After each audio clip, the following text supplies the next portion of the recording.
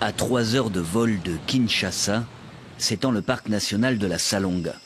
Au cœur du deuxième poumon de la planète, des biologistes dressent l'inventaire de la biodiversité dans une zone quasiment inexplorée.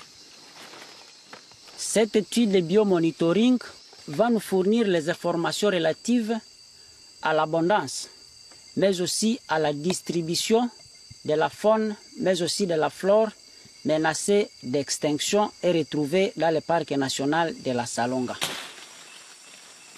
L'absence de route ralentit la progression des scientifiques. Dans ce parc national de 36 000 km², les déplacements se font à pied ou en pirogue dans un environnement difficile. Des conditions de travail que les rangers connaissent bien. Parfois, les niveaux d'eau sont très hauts et nous devons traverser des rivières sans bateau. Il y a aussi des animaux dangereux comme les serpents et les guêpes. Beaucoup de plantes ont aussi des épines. Et les chutes d'arbres sont aussi très dangereuses.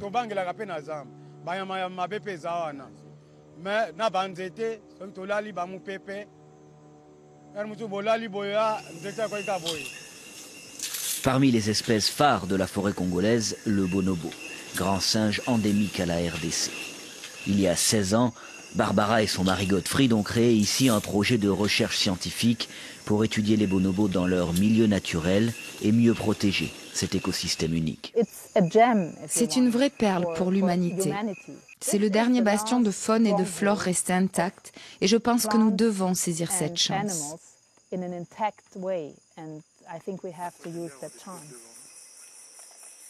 À l'heure du réchauffement climatique et de l'extinction des espèces, le bassin du Congo est plus menacé que jamais.